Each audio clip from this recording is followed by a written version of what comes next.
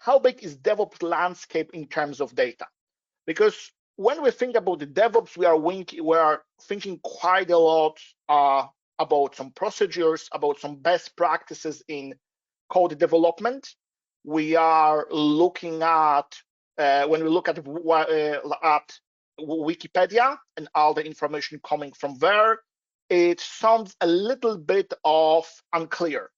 However, from the perspective of you guys who are working in DevOps, and hopefully there are many DevOps engineers with us, this is not also about the tools that you are working with, because those are the tools that are making your life easy, and tools that you cannot imagine work without. Obviously, there are hundreds of different tools that you might be working with. There is Kubernetes, there is Circle CI, JFrog, tons of those. But the tools that are building the foundation of our work as DevOps and as DevOps engineers are typically related to how we manage our source code. So where our developers are working, where they are creating the source code, where they are making commits, when they are commenting and reviewing work of each other. And three most popular platforms in that space are obviously GitHub, GitLab, and Bitbucket. And on top of this, we are also very often working with Jira, especially in the software teams when we are planning our work in an agile environment with sprints, with our agile coaches, then we are working with Jira as well.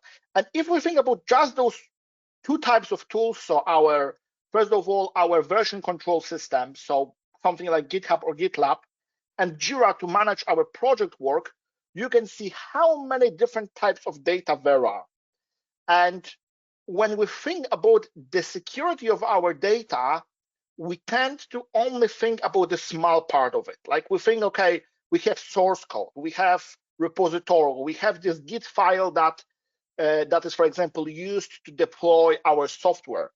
However, important question is, how big part of your time as a developer, as a DevOps engineer, you are spending actually writing the code, and how much time you are spending writing issues, answering issues, updating your Jira, assigning Jira tickets one to another, planning releases, etc. So your work and the work of the whole team responsible for creating and releasing the software is focused around those data. And this is just the first thing as a little bit of warm up as we are still at the beginning. When thinking about DevOps security, there's more things to consider than you might initially assume. And if we were to talk about mistake number 0, kind of before we go to the main list, that CISOs make when thinking about DevOps security, is sometimes underestimating the whole topic. Because in many areas that CISOs take care of and are crucial for them, like for example, GDPR, those areas are clear for us because we have some sort of regulations that showcases us. Those are important data. Those are personal information. Those are confidential information. Those are the things that we need to deal with. And because of how we are focused on the other stuff because of regulations, and because of how young DevOps relatively is when it comes to awareness of data and data security, and there's not that much regulations in that space yet. The only one that's really touching the software development right now is DORA. We are realizing, we need to realize that there's more to take care of than just some basic things.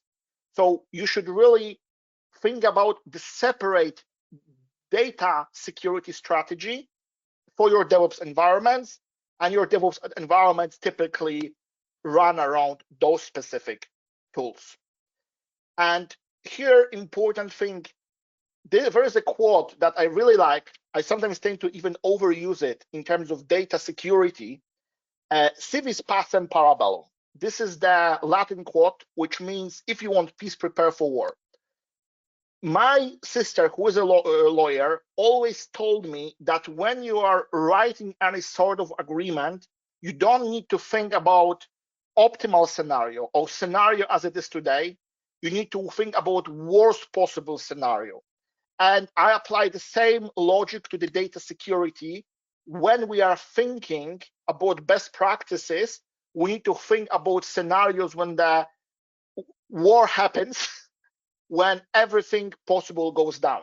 And this is also our major sin, because lots of our security practices nowadays around DevOps are based on assuming that those platforms that we are working with, like GitHub, like Jira, like Bitbucket, are here there today, and they are going to be there forever. And without knowing it, we become too dependent on them.